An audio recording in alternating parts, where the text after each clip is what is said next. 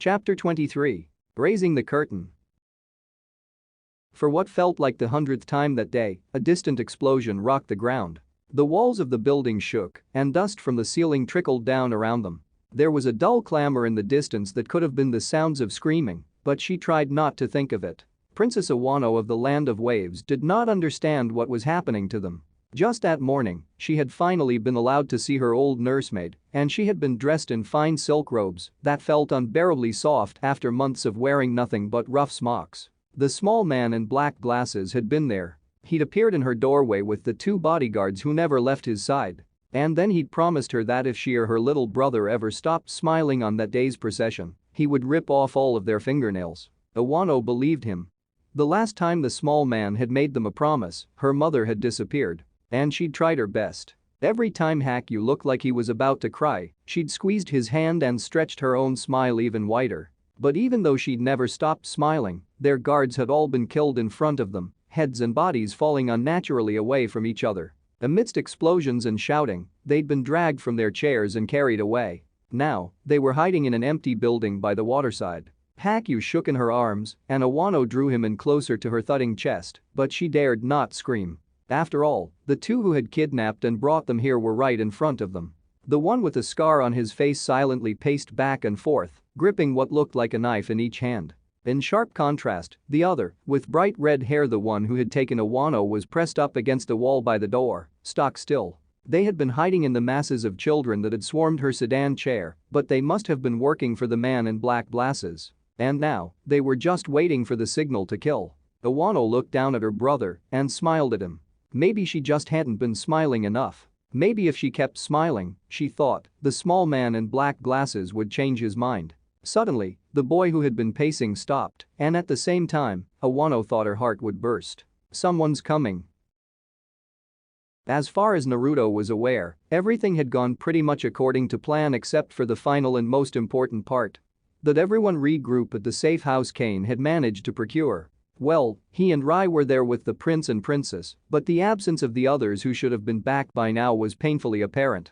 If the plan hadn't stressed the importance of sticking to their individual parts, Naruto would have already left by now in search of his remaining teammates. As it was, he had to force himself still, and lacking the means of any meaningful communication, the most he could do was to keep his senses sharp for the slightest sound of approach. Thankfully, he wasn't kept waiting for too long. The first to arrive was Kane. She came alone, shivering from either cold or adrenaline. As soon as the door opened, the merchant woman froze and stared at Naruto. She looked lost, as though she hadn't been the one to outline the entire plan in the first place, before a look of relief filled her face. Stepping into the building, however, some of the relief began to visibly fade. "Where is everyone else?" Naruto cleared his throat. "You're the first one to make it back. And hopefully," he added to himself, "she wouldn't be the last. You didn't see the others, did you see Mayu?" Rai prompted, his tone worried. Kane shook her head. "It's chaos out there. We all got separated. I barely got away myself. I'll get into the details once the others get here." His jaw setting, Rai didn't respond. Instead, with an extra crease lining his furrowed brow, he resumed his pacing. Meanwhile, Naruto returned to his position by the doorway, his head spinning with possibilities. It had always been a risk of the plan that some of them wouldn't make it back to the safe house. In fact, it was a risk that had always been there from the start. It was an integral part of their job description. Naruto was well aware and had assumed the responsibility that came with it as soon as he'd accepted the mission. And yet, there was something very wrong with their current situation. Something had felt off from the moment his team had arrived in Wave Country. Had it been mere coincidence that he had met Hidan again? That Hidan had been with someone who knew about Jinchuriki? And who in the world was that white-haired man he'd met at the bathhouse and again at the procession? It was as though he held several puzzle pieces in his hand, with no idea of where the rest of the puzzle was or whether they all even belonged to the same puzzle. A frustrating thought, understanding how little he knew, yet lacking the capability to learn more. It was then, with his thoughts being thrown about like leaves in the wind, that Naruto caught sight of the princess's face, and it gave him pause. Was it because Kane was an adult, unlike he and Rai? With every step Kane took towards the two children, Naruto thought he could see the color drain from the princess's face. The princess's mouth opened, and he thought she would speak. Suddenly, his attention snapped up towards the ceiling. There was an open crack there that led to the outside, and something had just slipped inside. A bird. For an instant, hope welled up in his chest, but it was quashed just as quickly. It was a small bird made of ink, not a bluebird, and it flew down straight into his hands. "It's from Sai," Naruto announced, reading the contents off a scroll. "He and 2 others are on their way." As if right on cue, the door slammed open, and Sakura and Menma staggered inside. Looking slightly less bedraggled, Sai followed them. As the 3 collected their breaths, there was a pregnant pause. And then, "Where's Mayu?" Rai blurted out. "I'm fine, thanks," said Sai, but for once, the smile was gone from his face. He looked around at the building's occupants, and his gaze fixed on Kane. Something there hardened. Before anyone else could say anything, Sai made his move. And somehow, Naruto knew what he was going to do. In a flash of movement, there was a screeching sound as Sai's kunai met Naruto's, an inch from Kane's exposed neck. Jiraiya POV. "Some other time you say. That'll be difficult, seeing as how you'll be dead." Even before the last few words had left his lips, Jiraiya began to move, joining his hands together in the snake seal.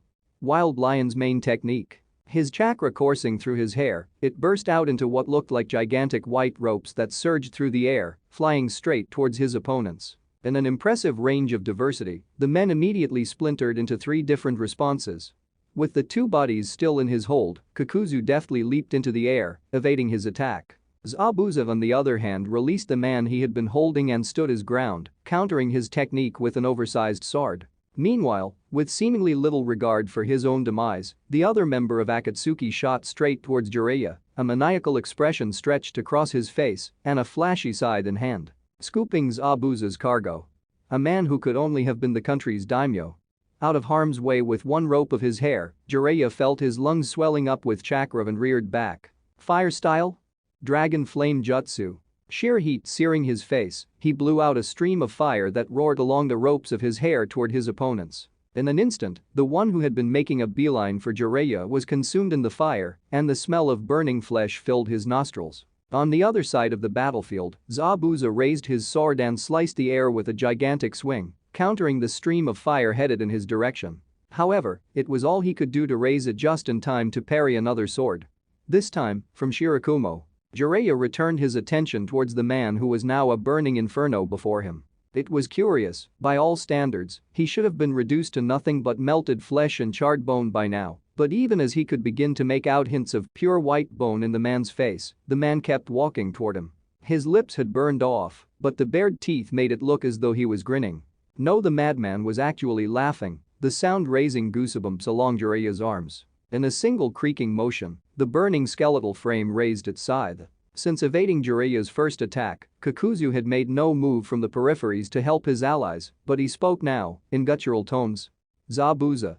It must have been a warning, thrusting his sword forward to force Shirakumo back. The missing nin held up his free hand in a telltale sign.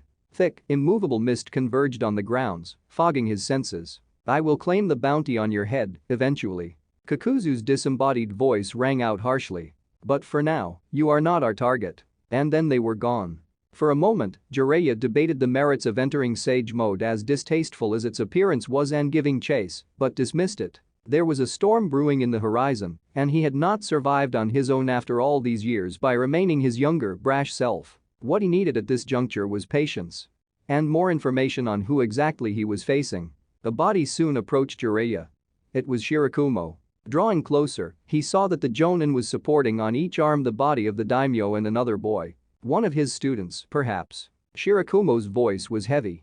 "Jiraiya-sama. They've taken 2 of ours." Jiraiya solemnly surveyed what he could of their surroundings. Most of the civilians in the vicinity had managed to escape before the confrontation, but there were casualties scattered here and there, hidden in the fog.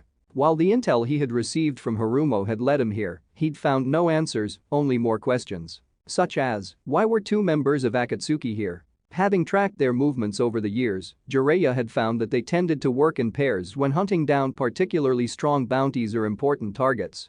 What was of such importance here in Wave Country that warranted the presence of not only 2 Akatsuki members, but an S-rank missing nin such as Zabuza? It was a gut feeling, but Jiraiya suspected that there was something more at stake here than Gato's tyranny of a small island nation. In a flash, he made up his mind. "Take me to the others you were with. You owe me an explanation or 2. Kakashi POV. The sun was up, the ship had docked in Fire Country, and the remaining passengers were disembarking. The million Ryo question for Kakashi was, where was his team? +1. He spotted a straggler getting off the ship, swaying side to side down the ramp. It was the cabin boy he'd seen earlier, who'd been sacrificing the contents of his stomach all night. Excuse me, Kakashi called out cheerily. I've been expecting the arrival of 4 Chunin today from Wave Country. 3 males and 1 female, on the young side. Do you know where they are? To his surprise, the cabin boy scowled. Those thieves were ninja? Never got back on board, did they? Kakashi blinked. Excuse me? Naruto, POV. They remained locked in their positions, their blades grinding into the others in a slow fall towards an impending assault. Sai's eyes had never looked so cold. Do get out of my way before I kill the both of you. Naruto could tell it wasn't an idle threat, but he didn't move. Explain yourself. Meanwhile, with a hand reaching into his shuriken holster, Rai turned furiously towards Sai. What are you doing? Get away from them. Sai's gaze flickered to his teammate, and Naruto could see the calculations going through his mind. He tensed, readying himself for battle, but after a long, drawn-out moment, Sai lowered his blade. How do you think she got away from that battle? The question hung in the air, and Naruto turned to Kane. Despite the near attempt on her life, she was oddly composed. There was a resigned, almost relieved, look on her face, and with a lurching realization, it told him everything he needed to know. How did you figure it out? Said the woman. I'd had my suspicions. Your choice of cargo. The attack and the boat. The way your plans separated us. And they were all confirmed the moment I saw Zabuza let you go. In 2 rigid motions, Kane bobbed her head in acknowledgement. You weren't supposed to see that. I don't think you were supposed to survive. A slow, creeping sensation began to rise up in Naruto's chest. Wait. What's going on? Said Rai, wearing an expression as though he had just been clubbed. What are you talking about? It doesn't matter anymore. Kane shrugged with the weariness of defeat and raised her bare hands in surrender. Do what you will with me. Sai cocked his head, raising an eyebrow at Naruto in a silent question. Naruto could have asked many questions of the woman standing before him, but only one rose unbidden to his lips. Who are you really working for? Her lips drew back in bitter relish, as though she had been waiting to hear that question her whole life. Akatsuki. Mayu, POV. When Mayu came to her senses, she was no longer fighting for her life in the iron grasp of the cloaked missing nin. Instead, judging from the stiff material binding her arms to her sides and the stale feeling of air on her face, she was tied up on the ground somewhere indoors. Despite the rising sensation of panic in her stomach and the heat of bile in her throat, she forced herself to continue breathing at a slow, even pace. Next, taking great care, millimeter by millimeter, she opened her eyes a slit. Almost immediately, she wished she hadn't, for she was alone in a dimly lit cave. The foreboding sensation of being enclosed enveloped her, and the unease permeating her body intensified. Will he come for you, I wonder? A high voice rang out. A spike of chill ran down her spine, and Mayu's eyes flew all the way open. She struggled to flip onto her feet, but an inexplicable and absolute force kept her immobile in place, and the only thing she could do in that moment was to take in the sight which, contrary to her thoughts, stood before her. She was not alone. There was a man standing at the entrance of the cave. He wore the same black cloak the other missing nin had been wearing, and an unswirling orange mask hid his features from her. The Nine-Tails Jinchuriki, Uzumaki Naruto. What do you think about him? Chapter 24. Hidden Will to Fight. It had been years since Jiraiya had last returned to Konoha, and in his absence, Naruto had grown up. Taking a good look at him, the boy's resemblance to his father was astonishing. If it wasn't for the flaming red hair he'd so clearly inherited from his mother, Jiraiya would have thought it was his old student brought back from the dead.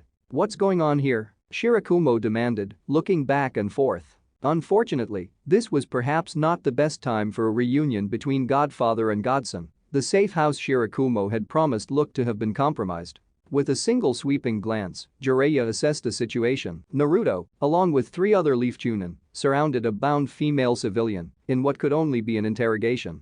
Beyond them, a young female Genin comforted 2 civilian children cowering in the corner. She betrayed us, said the blonde Chunin, his nostrils flared. We stayed here to help her, and she freaking betrayed us. An angry-looking Chunin rounded on Shirakumo. Where the hell is Mayu? Why is she not with you? The Jonin shook his head. I'm sorry. She and Tazuna were both taken. We don't know where, but we decided to first regroup to reassess the situation.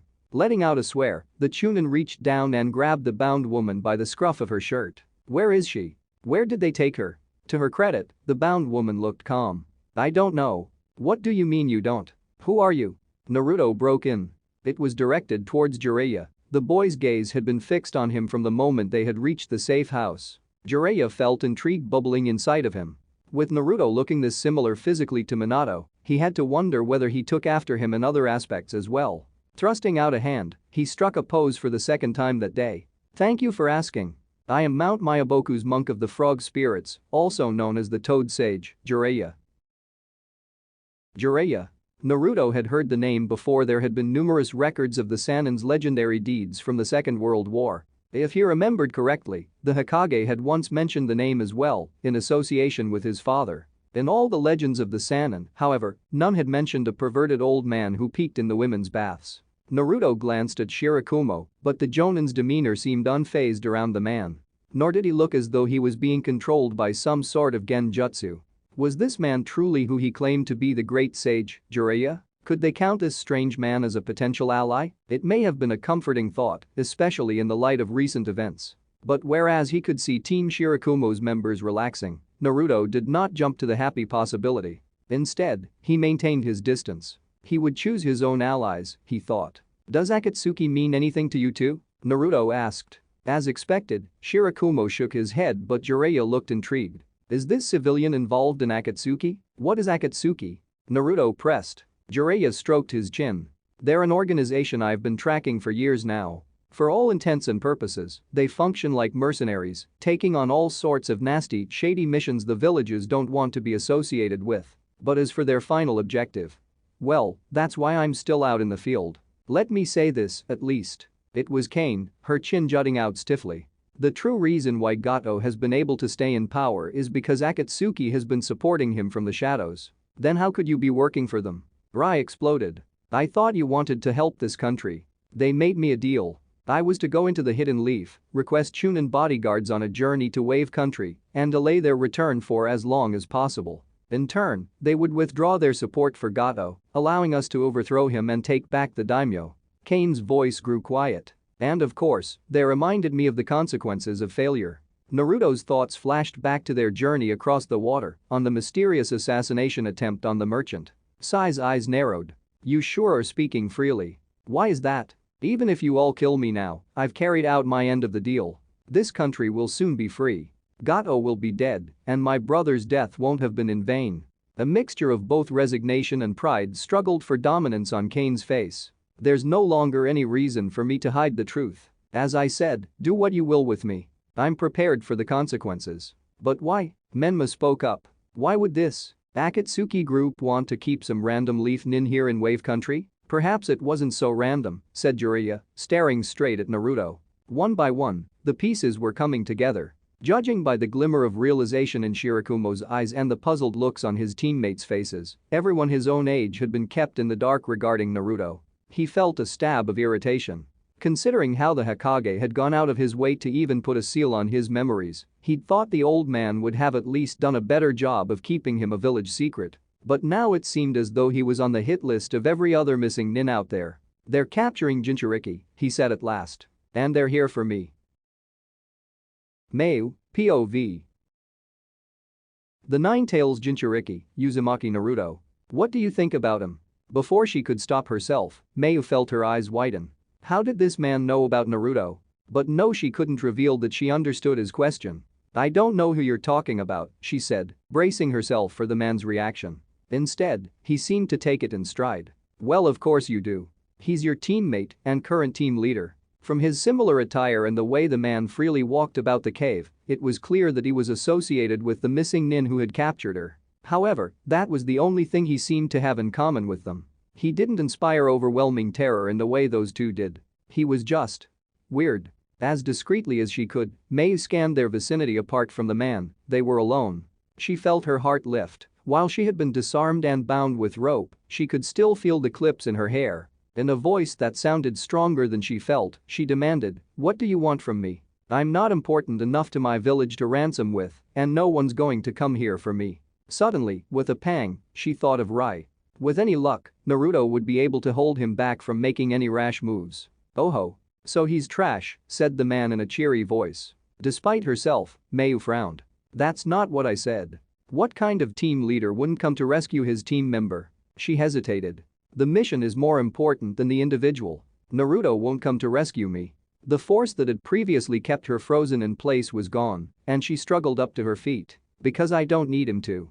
For some reason, that seemed to greatly amuse the man, who broke out into a laugh and began to spin around. "You think so? Kakuzu-san's keeping you here as bait, you know. But if they're not coming for you, why are we even keeping you here, then, Mayu started to try and wriggle a hand free. If she could just make the sign, she'd be able to release her bluebirds. "Oh look." The man was staring outside the cave's entrance, his form awash in the glow of the setting sun.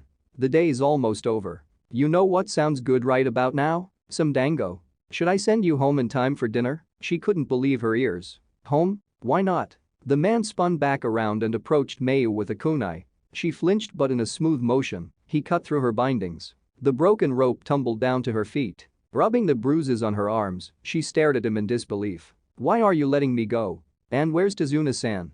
"If you're referring to that old bridge builder, I released him a while ago." "But why? Why capture us in the first place at all?" "Tut tut." The man wagged his finger. "Too many questions, not enough escaping. What'll you do if Kakuzu-san comes back and you're still here?" He had a point. Mayu took a step towards the entrance and paused. "Thank you, whoever you are." The man bowed mockingly. "You can call me Toby." Naruto, POV. It was a scenario that Naruto had rehearsed in his head countless of times. The moment his teammates learned the truth about him. In the nights when he'd been unable to find anything else to occupy his thoughts, he'd approached it in many ways. Sometimes, he tried bringing it up on his own. Other times, he was cornered into revealing his secret. Whatever the approach, his teammates' imagined reactions always remained fairly constant. Rai erupted in anger and accused him of being a traitor, while Mayu either calmed him down or shrank back in terror. Now, it was actually happening, but in a way that Naruto, for all the thought he'd put into it, had never predicted. The first difference was that Mayu was not present, and at the reminder of her absence, Naruto felt a pang. The second difference was Rai's reaction. Confusion. Disbelief. Realization. Shock. Horror. A myriad of emotions twisted his teammate's face before melting away into one single, surprising emotion: concern. "Then this is all a trap, isn't it? To get Naruto?" Jiraiya nodded solemnly. "Their objective is still unclear, but one thing's for certain. Several other Jinchuriki have already disappeared, and in all cases, there were signs of Akatsuki interference. I can personally confirm the current presence of 2 Akatsuki members here in this area. Hidan and Kakuzu. With Naruto here, this is no mere coincidence." At the names of the 2 missing nin, Naruto, who had been too stunned to respond, felt a jolt. That was another piece falling into place. "Then we must let Hokage-sama know," Shirakumo said sharply. "This isn't just a matter related to Wave Country anymore, this now concerns the safety of our entire village." He motioned towards Naruto. "He needs to be returned to Konoha immediately." Sai, who had been taking in the situation in shrewd silence, raised a hand. "Using my super beast imitating technique, we can be back in Konoha before the end of the day." Wait, Rai protested. "What about Mayu and Tazuna? Before we can consider any rescue missions, Naruto's security comes first." "What are you talking about? Trap or no trap, have you even seen him fight? He can take care of himself." "Right, Naruto?" With another jolt, Naruto realized that Rai had turned to him for backup. Rationally speaking, it was a no-brainer. Assuming that Jiraiya's intel was accurate and Akatsuki was a true threat, it would be senseless for Naruto to stay in Wave Country. He had not forgotten the results of his previous confrontation with Kakuzu. Despite Rai's confidence in him, he had been powerless then, and though he hated to admit it, he would be powerless now. The best option would be to return to Konoha with the rest of his team, alert the Hokage, and if possible, send out an elite rescue force. Although of course by then, it could be too late. Everyone else had fallen silent, waiting for his response. Rai's ferocious expression was starting to become undone, with the beginnings of fear taking its place. Naruto knew what was being asked of him. It had been a long time coming, ever since the day he and his teammates sat around a campfire in a dark crystal cave. The situation was almost comical. How had a simple bodyguard mission turned out this way? The Hokage had said it was a mission to help him gain experience, and if he did well, he would be considered for a position as a jonin. A Jonin was a ninja who had the ability to make tough, split-second decisions in the face of conflict. The question was, which did he choose? The continued security of the rest of his team in the village? That was the smart Jonin bet. Or would he gamble it all away for an unnecessarily high-risk rescue mission? He wondered what Kakashi would have done.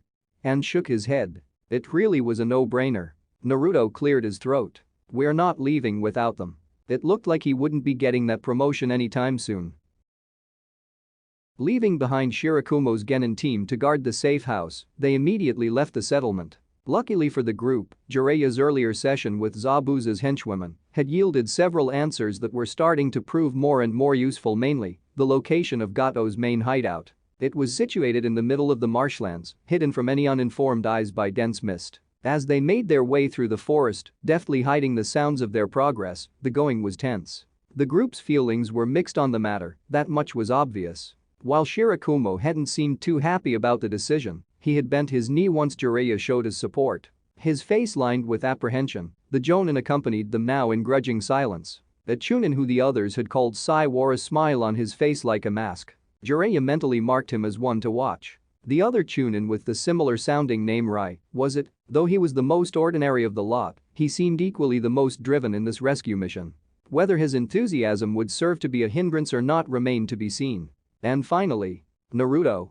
Going by the reports Jiraiya had heard over the past several years, he wouldn't have expected such brashness from the boy. It seemed there was more of his mother in him than he'd thought. Jiraiya wasn't a fool. At a minimum, what awaited them were 3S-level missing nin. While he had confidence in his own abilities, even with a Jonin of Shirakumo's caliber and 3 skilled Chunin by his side, he had no doubt it would turn out to be a very close fight. However, though he would never admit this to the others, he was never one to pass up an opportunity to save a damsel in distress. Moreover, Naruto's decision on the matter intrigued him, and Jiraiya was willing to see where it took them. "Have you tried to control the Nine-Tails chakra yet?" he asked. Naruto's expression didn't change. Once, he left it at that. The boy didn't trust Jiraiya. He couldn't blame him. In all his years of absence, he was a complete stranger to Naruto. Of course, Jiraiya had his reasons. He'd been away under the Third's orders, tracking down and gathering information regarding Akatsuki. Nonetheless, it was an undeniable truth that he had neglected his duty as godfather. Perhaps, Jiraiya thought to himself, after all this was done and settled with, it was time that he trained the boy. Kakashi POV. The journey by ship had taken the better part of 3 days, but running at top speed across the water surface, Kakashi covered the same distance in a matter of hours. As soon as the mist began to fade and the coastline appeared in the horizon, he began his retrieval strategy, summoning technique. A black seal appeared momentarily on the water's surface, and in a cloud of smoke, his Ninken pack appeared by his side. Kakashi held out the only thing he had been able to find on the ship, a cloak that Naruto's shadow clone had presumably been wearing. "I'll need you guys to get to work right away." Once his hounds had the scent, they ran off ahead of Kakashi towards the main island. Reaching the shore, he immediately noticed a difference since he had last left it several days before. In the place of the once crowded, worn-down settlement, there was now a muted emptiness. Buildings appeared to have been smashed to pieces. What had been destitute before had been replaced by complete and utter abandonment. The only sign of activity was smoke, rising in the distance from the forest. Had there been an attack in the city? Where had everyone gone? Kakashi picked his way through the settlement, noting several strewn bodies in the rubble. Thankfully, none of them wore the leaf hit I ate. At the edges of the settlement, one of his hounds returned to him. "Did you get anything?" asked Kakashi. "There's a fresh trail that leads from the city and through the forest," said Pakken. "But I also found someone wandering around, with whiffs of the scent." Pakken led him deeper into the forest, and soon, Kakashi spotted an older bespectacled man leaning against a tree trunk for support. After a moment, he recognized him as Tazuna, the man Naruto and the rest of his team had been staying with. "I'm not your enemy," Kakashi said, stopping before him. Letting out a surprised yelp, Tazuna fell backwards and began scrabbling on the ground. "Who are you? Are you here to finish me off? I'm a ninja from Konoha, and I'm looking for Naruto and his team. Can you tell me what's happened and where they are?" The older man hesitated, his eyes squinting suspiciously at Kakashi's masked face. "They let me go, but they kept the girl. They told me to tell Naruto and the others. I have to find them now." Kakashi's heart skipped a beat. "They? Could you tell me where they are?" Mayu, POV. It was more difficult than Mayu had expected, getting through the marshlands. The joy she had felt when she had first left the cave had since dissipated into a rising sense of trepidation as the elements took a turn for the worse. The fog grew thick and heavy, and the air turned freezing. Continuing onwards, Mayu carried herself on thoughts of how her teammates would react when she reached the safe house. Rai would be the first to react, he'd be grinning widely, punching her on the shoulder for making him worry. Naruto would be standing to the side, not saying much as usual, but with a relieved look in his eyes and one less burden weighing him down. Once they were back in Konoha, she thought she would have to buy them bowls of ramen to make up for it. Kakashi-sensei would be there too, and Rai would be complaining about Sai. Naruto would be. The mist was thick. Too thick. Mayu's heart began pounding. She remembered this fog, it was not natural. It was an ninjutsu. It had been how her captors had first gotten away. It all happened in the blink of an eye. One moment, she was alone in the fog with her thoughts. The next, she was flanked on both sides. An unnatural gust of wind blew away some of the nearby mist, revealing two dark figures, one tall and one short. Mayu felt hot bile rising in her throat, but she pushed it back. In a flash, she made the appropriate signs with her hands, and an instant later, her bluebirds were unfurling themselves from her hair. Naruto. Rai. Please find them.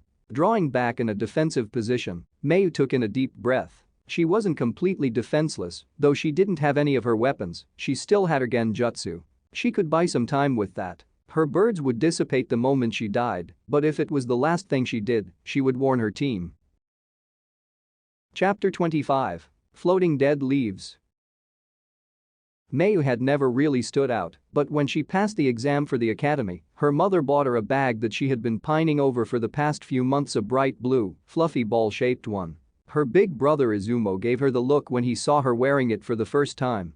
Mayu.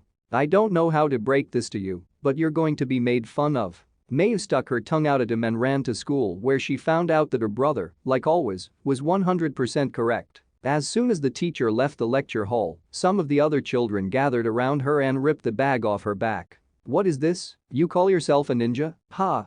I say it's perfect. An ugly bag for an ugly girl.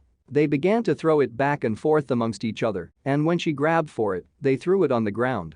Feeling bewildered and overwhelmed, amidst their laughter, she felt her eyes grow hot with tears. She had wanted to be noticed, but now she wished they would leave her alone. Suddenly, she felt a shadow on her face. Looking up, she saw a dark-haired boy staring down at her. Rai.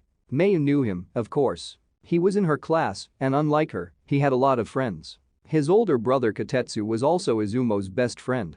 Kotetsu brought him along sometimes, but the most they'd done was silently sit on opposite ends of the sandbox while their brothers talked. Rai scowled at her, and for a second she thought he would yell at her. He picked up her bag, and she flinched, but then, he slung it over his back. Real ninja can wear anything, he told the stunned children. It was the best day of her life, the day when she made her first friend. The worst day of her life followed shortly afterwards. It began when Mayu found herself hiding from her brother in a shrub right under the kitchen window. Mayu, she heard Izumo yell out as he stormed into the kitchen.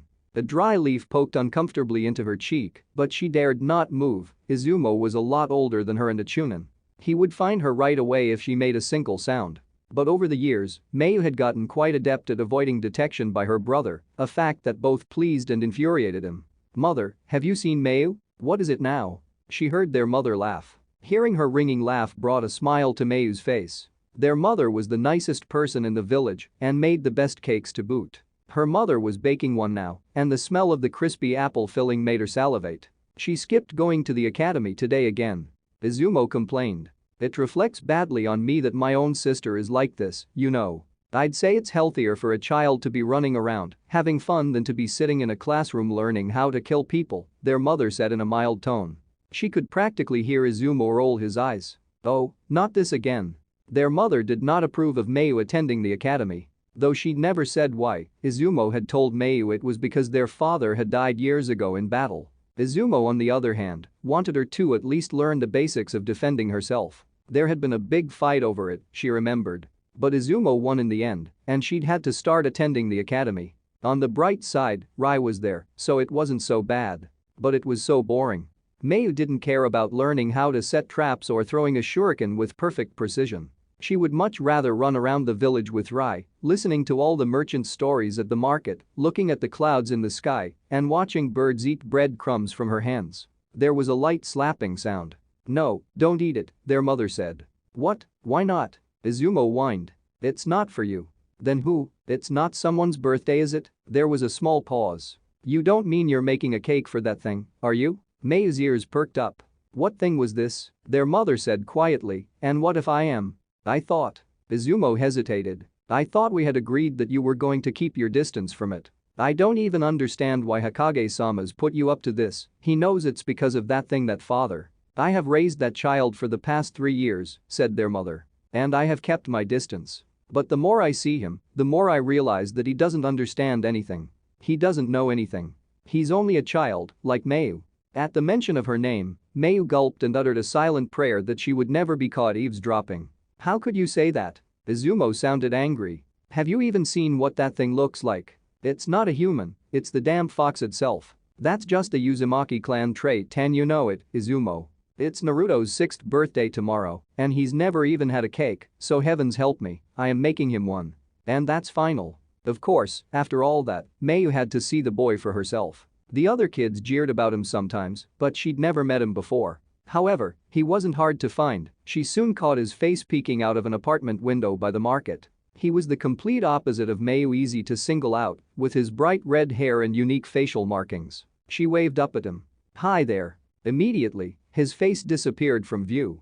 She frowned and tried again. "Do you want to play hide and seek?" There was no response, and she was about to give up when she heard a small voice. "I don't know how to." What a weird kid, she thought. "That's okay, I'll teach you," she said. "I'm Mayu. What's your name?" "Naruto." It was a bright sunny day out, but for some reason, Naruto seemed reluctant to leave his apartment. Nonetheless, with some coaxing, Mayu was leading him towards the park when they ran into Rai, who was throwing shuriken at a homemade target. Looking curious, he wandered over. "What are you doing? And who's that?" "This is the boy my mom's taking care of." She gestured back at Naruto. "Come on, say hello." Hello. "Hold on, I know him." Rai peered at Naruto, who shrank backwards. "Yeah. He's the one Kayumo's mom told us to stay away from."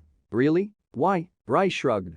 "I dunno. She got mad at Kayumo for letting him join our game of tag." "Why would she? He's just a kid like us." Mayu smiled encouragingly down at Naruto. "Right?" At first the boy didn't respond, and she was about to turn around and call it quits when his whiskered face broke out into a small smile. How cute, she thought. She couldn't have been more wrong. It all happened so suddenly. One moment, she was pulling Naruto by the hand, and the next, they were surrounded by a group of armed figures. They didn't wear the Hittite of any villages. They were rogue ninja. Mayu wished she had paid more attention at the academy, but it was too late for that. She was helpless and was soon immobilized. Though Rai put up more of a fight, trying to fight back with his shuriken, even he couldn't do anything. One of the rogues threw a kunai at him, and Rai let out a howl of pain as it struck his cheek in a splash of blood. Another rogue hit the back of his head, and then Rai was on the ground, unmoving. Now, they were somewhere underground, below the village the sowers. She knew some of the older kids sometimes sneaked in there, but she hadn't dared to. Until now. They'd never mentioned how suffocating it was, being surrounded on all 4 sides with no windows or doors. There was only darkness, the dirty smell of sewage, and the sound of running water. Mayu had never been so scared in her life. The narrow walls of the tunnel around her seemed like they were shrinking around her, and she couldn't breathe. Her heart was pounding so hard in her chest, it hurt. All of a sudden, the rogue who was holding Mayu stopped. There was sweat on his hands, and it seeped into her mouth. "They're coming." The warning came not a moment too soon, as 3 dark figures swooped down from the ceiling. They wore animal masks, the Anbu. The rogues around her drew their weapons and immediately engaged them. Amidst the clanging and screaming of metal meeting metal, Mayu felt a flicker of hope. She didn't know much about the mysterious masked ninja, but they were reputed as some of the best in the village. Surely, she thought, they were safe now. "Stop!" The rogue holding Mayu cried out. Something cold and sharp touched her neck. "If you don't, I'll kill her here and now." All 3 Anbu froze. "Mayu!" one of them shouted. It took a moment for her to recognize the voice behind the mask. It was her mother. Then, knowing that, she could no longer hold back the tears. "Mom." She struggled to free herself, but the man's grip was too strong. "Your daughter? Lucky us. How's this for a trade then? You let us go with the Jinchuriki, and we give you these 2 other kids back." There was a pause. "Very well," said a male Anbu's voice. The bruising hold on Mayu slackened, and the other rogues began to retreat, taking Naruto's limp body with them. Tears and slime streaming down her face, Mayu ran into her mother's tight embrace. For a moment, all was well. She could hear her mother breathing in her ear, and she breathed back in hers. One of the Anbu stepped up to them, sounding worried. "What are we going to tell Hokage-sama?" "That we were unable to rescue the Jinchuriki," said the male. "This is our chance to get rid of that thing. We'll be lucky if they kill it." Mayu wished with all her heart that she could get out of that horrible dark tunnel. She wanted to sleep in her mother's arms that night and forget that this had all ever happened. But she couldn't stop thinking about how Naruto had smiled up at her. "What? What about Naruto?" she said in a small voice. Her mother's hold on her body tightened. Mayu felt her heart beating rapidly against hers. And then her mother pulled away and stood up. "I'm going after them." "What are you talking about?" The male Anbu sounded confused. "You, of all people? This is what you've always wanted. Just leave the creature." Her mother shook her head and looked straight at Mayu. "What kind of ninja are we if we abandon a child here?" The male Anbu scoffed. "He's a monster." Her mother didn't say anything. Instead, she drew her sword, and then she was gone, swallowed up in the darkness of the tunnel. Mayu was never sure about what happened next. The other Anbu took Rai and left, but Mayu refused to leave without her mother. The male Anbu was on the verge of dragging her out of the tunnel when he suddenly froze. She wondered what had happened when it hit her, like a wave. She'd never felt chakra like this before. It was the most overwhelming, terrible thing she'd ever felt. It choked her, it covered her. And then she saw him. It was Naruto. He was coming back, alone. But there was something strange about him. There was a bright red shroud covering his entire body, and he walked on all fours like an animal. Mayu hesitated. "Naruto." The male Anbu shouted, "Get away from him. He'll kill you." She flinched back, and the male Anbu raced forward, holding his sword before him. He was going to kill Naruto, but then, faster than she could follow, a blur of red jumped into the air. There was a loud terrible cracking sound, and she realized with a jolt that Naruto had bit into and broken the Anbu's neck. The man gurgled, his hands grasping belatedly at his ragged neck. His body twitched a few times before slumping down. The thing landed back in the water with a splash. Letting out a sob, Mayu tried to step back but fell over instead. It was drawing closer. The red shroud around its body swung back and forth like a tail. There was something dark dripping off of its face. It was the Anbu's blood. "Where's my mom?" she cried. "What did you do?" It was right before her now, and she could see its red slit eyes. It looked at her, and she looked at it, and she knew in her heart that she was looking in the face of a monster. Something heavy struck her in the head, and she felt herself fall over. She could hear muffled shouting in the distance. Her body was sinking into something warm and thick. And then everything turned black. When Mayu opened her eyes again, her mother was dead, and her entire world had changed. Rai couldn't remember anything. Having been knocked out, he'd missed the entire thing. The only indication that something had ever happened to him was a long, ropey scar on his face. Ironically enough, Mayu escaped the incident physically unscathed. During her short stay in the hospital, she found herself surrounded by members of the intelligence division who asked her questions after questions. She didn't say much, only responding that she couldn't remember what had happened until the Hokage himself came to her room and made them leave. The day she was discharged, when she arrived at her house door, she stopped and knocked. Nobody answered, and after a while, she let herself in. Izumo wasn't there. She hadn't seen her brother since he'd visited her, red-eyed, in the hospital. The only thing left in the house was a stale cake. It rained for days afterward, as though the skies themselves were crying. But Mayu couldn't cry anymore. The whole world had turned gray, and she didn't shed a single tear. Years passed in that way. Izumo stopped coming home, using his work as an excuse. It rained and rained.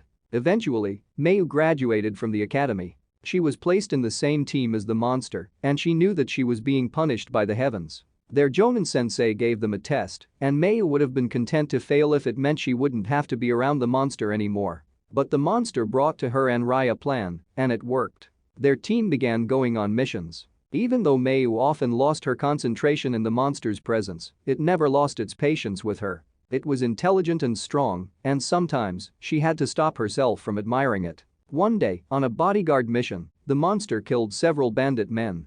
It was expressionless about it, its face dripping with blood. Mayu had expected as much. Later that night, she passed by its wagon and heard a sound. Pulling out her kunai, she went inside and saw the monster shaking in its sleep. It was having a nightmare. Its face looked younger than usual, more vulnerable. Mayu wasn't so weak, however. She didn't let it deceive her. But soon afterwards, the monster had to go and save someone. A young civilian boy. Without any regard for itself, the monster jumped in front of the boy and was hit by a shard of metal. It would have died if it had been normal. It turned out that Kakashi-sensei knew about the monster as well. He told her about how the monster was something called a Jinchuriki and how a tailed beast had been sealed inside it as a baby. That night, Mayu knelt by the monster's side. She could tell it was awake and she heard their breathing synchronize in the darkness. She looked at its face for a long time. She held its hand and she decided to give in to the deception. Things got easier after that. It became he. The monster became Naruto. She stopped flinching every time Naruto was near her. When Naruto praised her, she began to feel proud, and when he seemed disappointed in her, she trained harder. She started wondering about how Naruto was eating. She baked him a birthday cake, and she could tell that he didn't like it, but he ate it all without a word of complaint. And then one evening, she found herself sitting at ArteNaruto-Render with the others. Kakashi-sensei was reading his adult books. She and Rai weren't arguing for once, and the three of them were digging into their bowls. Mayu finished first, and when she looked up, she caught sight of Naruto smiling faintly into his ramen. Her chest throbbed. Ichiraku buzzed with the sound of customers, and the store's glowing lanterns bobbed in the night breeze. The rich smell of miso ramen wafted out through the hanging flaps. Something wet and hot dripped down her face. The world wasn't so gray after all, she thought. Rai POV. As always, Rai was the first to notice. They had reached the last of the trees, and the seemingly endless marshlands spread out before them. The others had already landed on the marsh ground, and right as Naruto was about to jump down, he saw Rai come to a screeching stop. "Wait!" he cried out. And then Naruto saw it, a blue feather, floating down through the air. When he reached out for it with his hand, the moment it touched his palm, a sudden influx of images rushed into his mind's eye. The sound of wings flapped in the air above him, and he looked up just in time to see a bluebird soaring past the treetops into the sky. He blinked, and then it was gone. Chapter 26. Lightless Struggle. It emerged from the roiling fog without warning. A great maw of a cave, built into the underside of a rocky cliff. There must have been something repelling the fog there, as a scattered system of smaller caves quickly came into view. At the moment, it appeared to be deserted and void of any activity. However, Naruto knew with certainty that just hours before, it had been crawling with sentries. True, there were signs here and there. Scattered cigarette butts and the whitened ashes of an old campfire. But moreover, he had seen it before in his mind's eye. By touching the feather of one of Mayu's bluebirds, Naruto had received an influx of its memories. Everything the bird had seen and heard since Naruto and his team had pretended to leave Wave Country was now a part of his own memory. It covered the events he had missed at the procession, including Jiraiya's clash with the three missing nin. That particular memory continued to show Mayu and Tazuna being taken away by Kakuzu. The final memory was of his teammate, who seemed to have somehow escaped, defending herself against two assailants in the fog-covered marshlands. Unfortunately, size ink rats were unable to find Mayu in the vicinity. With time running out, their best hope was that she had been recaptured and was being held captive at Gato's hideout. Naruto felt a bead of sweat trickle down his brow. There was a simpler alternative to that possibility. Mayu had sent that bluebird to them for a reason. It had been a warning. But it seemed Mayu had not known Naruto as well as she must have thought, for he deliberately chose not to consider it. As Naruto and the others crouched behind a cluster of shrubs, he glanced at Rai, who was regarding the hideout in silence. In the place of his usual chatter, he had not spoken once since size ink rats had returned. Naruto could only imagine what thoughts were going through his head. Several minutes passed, and in a surge of impatience, Rai rose up and made a move to step forward. Blocking the way with his arm, Naruto shook his head when two shadowy figures emerged from the cave's entrance. "They're out there, all right. I can smell the money," said one. "Huh?" The other raised his nose and sniffed the air. "I don't smell anything." It was Kakuzu and Hidan, and at the sight of the latter, Naruto stiffened in surprise. In the bird's memory, he had seen Jiraiya inflicting horrific burns on Hidan scarcely hours beforehand. Now, the only signs it had ever happened were faint scarring. Jiraiya appeared to be wondering the same thing. "Here I thought I'd finally rid the world of one of you crazies." Stepping past Naruto, he emerged from his hiding spot. "Where's the Jinchuriki?" Kakuzu asked, his pupil-less eyes slowly searching the area. Jiraiya chuckled. "If you mean Naruto, he's on his way back home to Konoha." "That's Unfortunate to hear. So if you'll just get out of my way, I'll take back the two you took from us and be on my merry way. What do you think? Enough with the banter, Kakuzu growled. Naruto knew what was coming a split second before it happened. Kakuzu's hand shot out far past its reach, attached to its body by hundreds of thick black threads. It was how he had taken Mayu captive in the first place, at the procession. Jiraiya bit into his finger and slammed his fist into the ground. Summoning technique. The ground shook. From a cloud of hissing smoke, something gigantic and red emerged, towering high above their heads. The sound of keening metal rang in the air as Shirakumo drew his weapon. Meanwhile, ink splattered across Sai's open scroll and an ink lion roared into existence. Before he left, Rai looked back at Naruto and finally spoke. "It's in your hands." With that, he ran out to join the others. Hidan let out an elated laugh. 1, 2, 3 of you. Jashin-sama will be pleased with today's offering. It was time to get to work. Stepping back, Naruto concentrated and felt the chakra in his body begin to vibrate. Electricity began crackling around his feet. Masking his presence in the confusion of the starting battle, he shot across the open ground towards the mouth of the cave and he was in. The plan they had put together was a simple one. While the others distracted the Akatsuki members, Naruto would look for Mayu and Tazuna. Once they were secured, their top priority was putting as much distance as possible between themselves and the missing nin. It wasn't an ideal plan, and the risks were high, but the others, with perhaps the exception of Sai, had all readily gotten on board. Whereas the outside of Gato's hideout had appeared to be completely abandoned, the inside was a different story. A large artificially excavated cavern teemed with several dozen armed men, and multiple tunnels led away to what was presumably the rest of the cave complex. Naruto began to sprint, his hands coming together to perform the sign. Shadow clone technique. In a single identical motion, he and his clones drew their tanto. "Hey, what the?"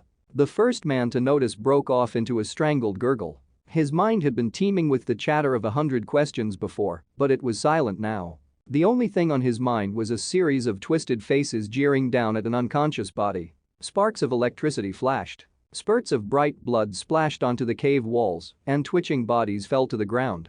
The armed men were Genin level at best, they were no match for Naruto and his clones, who made short work of them. Soon, there was only one man left. He was a short man in an expensive suit and was the shipping magnate locally feared as Gato. He had ruined the lives of many civilians, but none of that meant anything to Naruto. For him, Gato was yet another body in his way. The entire time, Gato had been backed up against the farthest corner of the cavern. Naruto turned towards him now, and he let out a yelp. He scrabbled backwards, knocking his own glasses askew. His squinty eyes fearfully watched Naruto advancing toward him. The smell of fresh urine stained the air. "Wait. What do you want? If it's money, I have a lot of." Naruto slashed his tanto across the man's front, killing him. As the body crumpled to the floor, Naruto wiped the blade clean on its suit. Kakashi POV. The salt marshlands of the Land of Waves were infamous for their ever-changing terrain. More than one luckless traveler had gone astray in the combined elements of fog and mud, and their souls were said to wander the land in search of their lost bodies. The trail had gone cold for Kakashi's hounds. The only thing they'd been able to find was a single hair clip in the shape of a bluebird. Tazuna fell to his knees. That belongs to that young girl, doesn't it?" Without responding, Kakashi lowered himself and stared at the ground. There were signs of a recent scuffle, with freshly turned dirt and broken reeds. He felt a glimmer of pride in his student. She had stood her ground against her opponents, whatever the outcome. What stood out to him most, however, was the sheen of ice covering the earth. While it seemed to be of ninjutsu origin, it was not one native to Wave Country. Clearly, outside forces were at work. Suddenly, the ground trembled. A flock of squawking marshbirds took off from a nearby shrub. Tensing, Kakashi straightened up. Was it an earthquake? Or a battle of immense proportions? It was difficult to be conclusive with the fog limiting his visibility. Still, he had to wonder what else was occurring in these marshlands. A massive sword spiraled through the air, cutting through the fog before burying itself blade first in the ground. In a flicker of movement, a bare-chested ninja appeared, resting on the handle of the sword. Kakashi's eyes narrowed. If he wasn't mistaken. If it isn't the missing nin from the hidden mist, Momochi's Zabuza. "I assume you're Kakashi of the Sharingan," said Zabuza. "I'll have you hand over that old man." Tazuna turned pale. "If that's the case, why did you all let me go in the first place?" "Let you go?" The missing nin cocked his head. "My orders were to recapture all escapees, dead or alive. How you escaped is none of my concern. Had Kakashi known he would be clashing against a ninja of Zabuza's caliber, he would never have brought a civilian with him. It was his careless mistake that put an innocent's life at risk. And to correct it, he knew that his usual self wouldn't be enough. Making up his mind, he raised his Hittite, revealing the swirling Tamo in his left eye. Your opponent is me. Naruto, POV. Naruto and his clones each took a separate passageway leading away from the main cavern. The tunnels were man-made and lit by fluorescent lighting. They interconnected in a seemingly random pattern that reminded Naruto of the second test in the Chunin exam. His search was systematic. As he picked off any stragglers who had not been in the main cavern, he mentally crossed out the passageways he had already checked. This room was empty. This tunnel was a dead end. This room was also empty. And here was a dead end. And another. Naruto could feel his heart growing heavier and his focus giving way to a darker, lurking emotion. He was starting to wonder how high the tunnels ran when with a jolt, one of his shadow clone's memories flooded his mind. Someone had sneaked up on it. It continued as one after the other, his clones were taken out. Right before his last clone disappeared, Naruto saw in its memories a blur of movement and then he was standing alone in the tunnel. He heard it before he saw it. The subtle, almost indiscernible whistling of metal flying through air. Spinning around, Naruto brought up his Tanto just in time to knock away what looked like several long needle senbon. They were followed by a kick that spiraled down at him, which he blocked with his forearm before thrusting his Tanto forward. His assailant leaned back, allowing the blade to swing harmlessly above his chest. Then, using Naruto's arm as a springboard, he flipped backwards through the air. Taking in the ninja before him, Naruto realized two things in quick succession. One was that he wore the typical white mask of a hunter nin from the hidden mist. The second was his right hand, which was swollen and gray in color. It was poisoned. In a flash, he saw in his mind's eye one of Mayu's poisonous birds swooping down and pecking at a dark figure. He had been mentally preparing himself for a fight with one of the 3S-ranked missing nin. He knew nothing about this ninja or about what kind of circumstances had brought a Kiri hunter nin all the way to Gato's hideout. None of that mattered. Sending a stream of wind chakra down his blade, Naruto struck. Jiraiya POV. As the chief toad of Mount Myaboku, while Gamabunta's giant size could dwarf even mountains, it had no bearing on his speed. With Jiraiya perched on his head, the chief's long tongue lashed out at a punishing pace, causing the earth to quake with every blow. Their opponent, however, was a freak even by Akatsuki's standards. Gamabunta's initial attack had ripped the man's body apart in two, only for the two halves to rejoin themselves, using the same thick tendrils that had connected his arm to his body. Now, Kakuzu's entire body had darkened in color, and Gamabunta's attacks were no longer having as much of an effect. Evading another blow that sent tremors through the ground, Kakuzu suddenly threw himself into the air. Black tendrils from his arms bulleted straight towards Jiraiya, and before he could react, the threads wrapped themselves around his feet. The surface below him gave way, and he was hurled off the chief toad's head. Wasting no time, Kakuzu arched back and unleashed a massive blast of searing fire in his direction. Jiraiya didn't have to look back to know that the others, along with Hidan, were fighting behind him. If he didn't block the fireball, it was powerful enough to consume them all. It seemed that Kakuzu felt little sense of camaraderie for his fellow partner. Bunta. In response to his cry, Gamabunta's body swelled up. Just as the toad expelled a torrent of water towards the fireball, Jiraiya blew out. Wind release. Twister. A tornado twisted around the torrent, producing a cyclone that collided into the fireball. Even then, it wasn't strong enough to dispel it, splitting it instead into two walls of fire that veered off in different directions. One disappeared into the fog of the marshlands, and the other slammed into the mountainside. Kakuzu, you bastard. He heard Hidan howl. You almost hit me.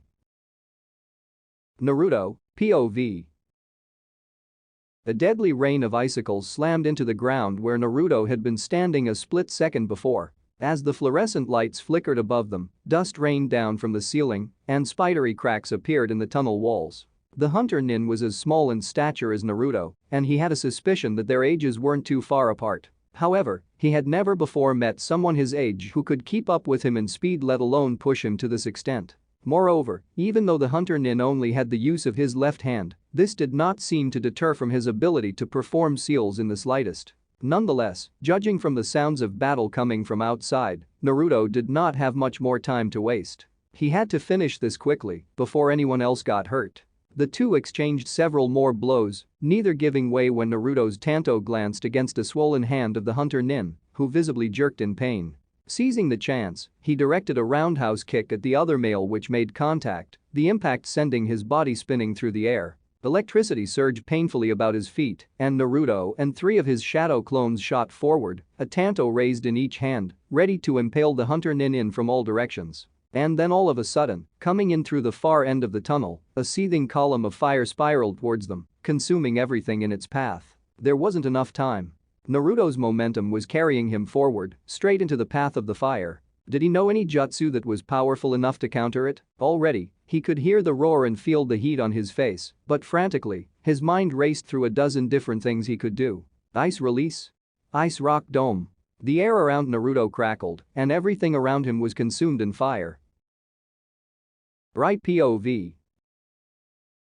Things were not looking good. Shirakumo was already dead. He had succumbed to a bizarre jutsu that connected Hidan's body to his.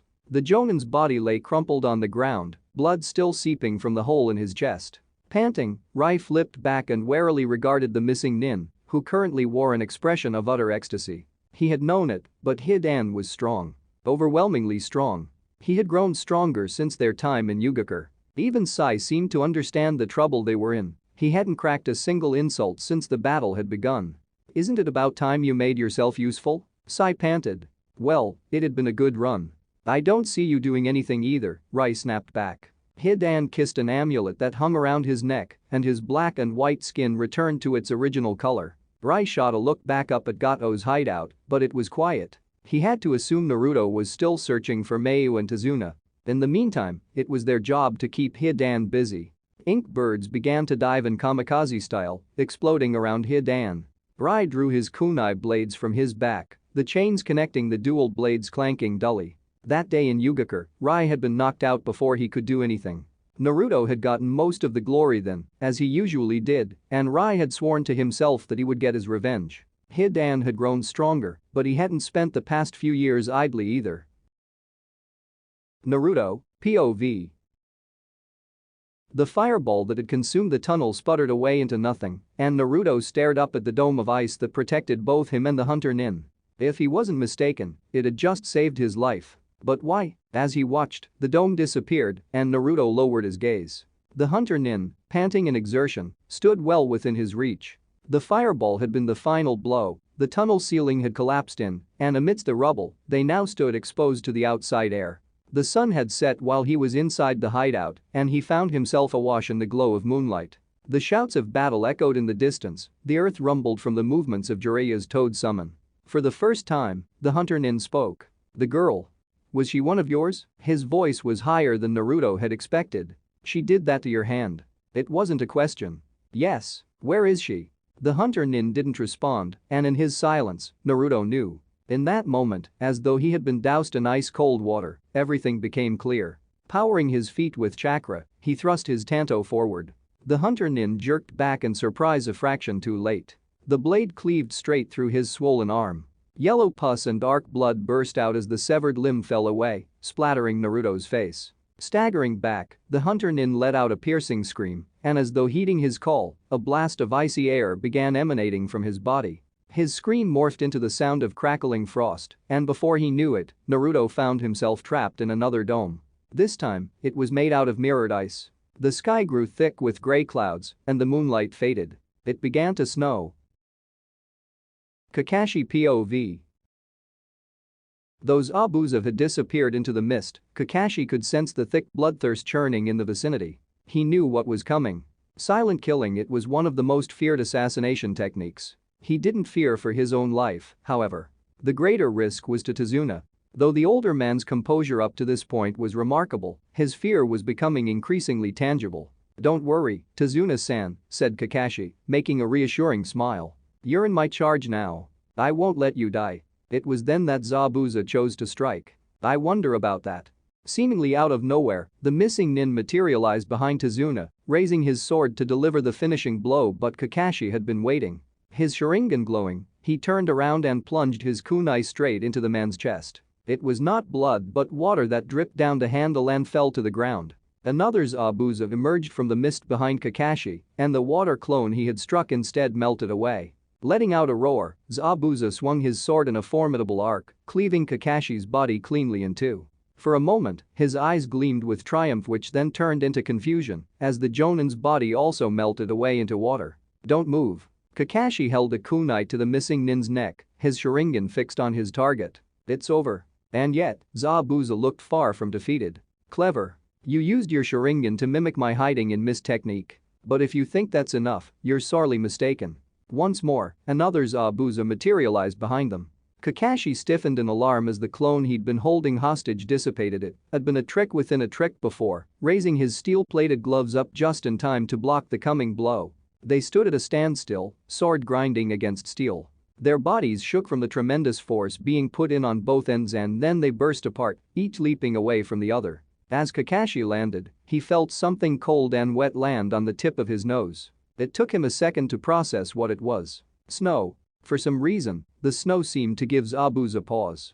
When he moved again, he was visibly shaken, and Kakashi seized the opportunity. As the missing nin raised a hand into the air to start his technique, Kakashi mirrored his motion. Before the other could react, the Jonin's hands blurred, finishing the jutsu he had been about to start. Water style? Great waterfall technique. Zabuza reeled back in shock. A muddy vortex of water rose up and claimed him. Right POV. The earlier fight against Shirakumo must have drained Hidan more than Rai had expected, for the missing nin's movements seemed sluggish. As Sai provided backup, they eventually managed to corner the missing nin.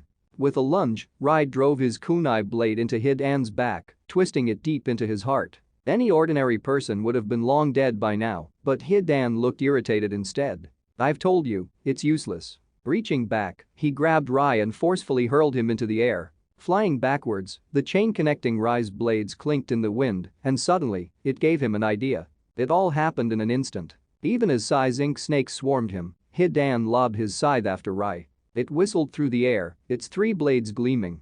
He had a choice to make, and he made it. Even as the scythe plunged into his own chest, Rai used his remaining strength to throw his remaining kunai blade back at Hidan.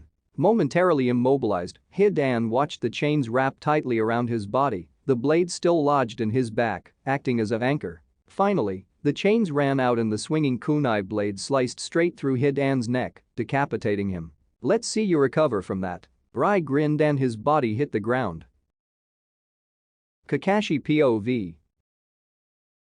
By the time the water released Zabuza, slamming him against the ground and receding from around his body, the missing nin was spent. Kakashi held a kunai to his neck, and at last, Zabuza bowed his head in defeat. "It's over," Kakashi said coldly. "Now tell me.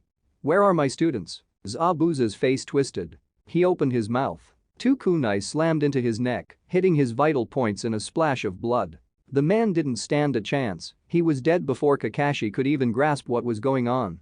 Alarmed, he immediately turned in the direction the kunai had come from. He had not noticed the presence of anyone else, and yet there, in the creeping fog, a figure in an orange mask stared down at Kakashi. Who the hell is that?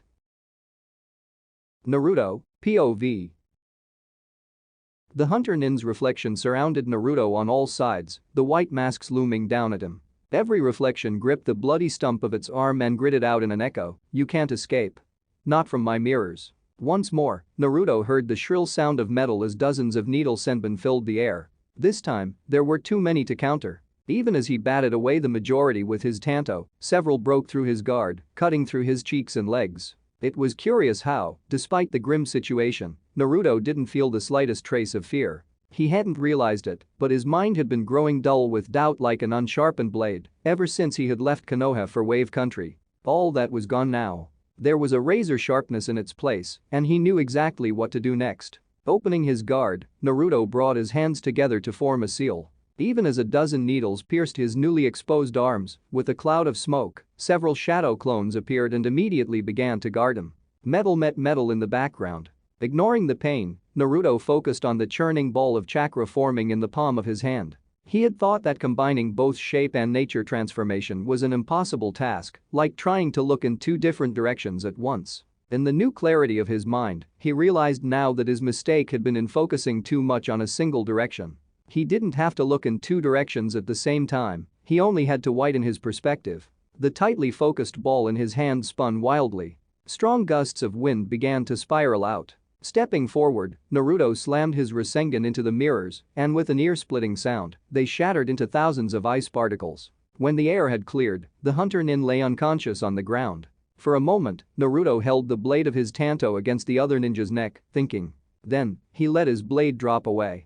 Leaving the hunter nin's body behind, Naruto began to make his way down to the cliff's base. He could acknowledge it now. Neither Mayu nor Tazuna were here. It was time to come to terms with the fact that, despite their best efforts, they were going to come out of this empty-handed. The first thing Naruto saw was Shirakumo's body, still warm to the touch. He checked its pulse and, reaching a negative, stood up. And then he saw it. There, illuminated in the moonlight, was another body. His heart pounding in his ears, Naruto felt the last of the air in his lungs leave in a slow exhale. Rai. At the sound of Naruto's voice, Rai stirred. He had been fighting to stay awake long enough to wait for him. There was something heavy weighing him down, and he struggled to lift his head. The clouds must have covered the moon again, for everything was dark. Mayu? He asked. Did you find her? There was a pause. I found her. She's right here. Intense relief flooded what Rai could still feel of his limbs. Tears welling up in his eyes, he let his head fall back. He knew he had lost too much blood. The darkness was coming for him. He had no regrets. He had fulfilled his duty to his village. He had gotten his revenge for Yugakure. And with Naruto around, Mayu would be safe. He had no regrets. No. That wasn't exactly right. He did have one regret left. Shit. I wish I could have seen Kakashi-sensei's face at least once. Rai let out a rattling laugh, and with that, he died. End of chapter 26.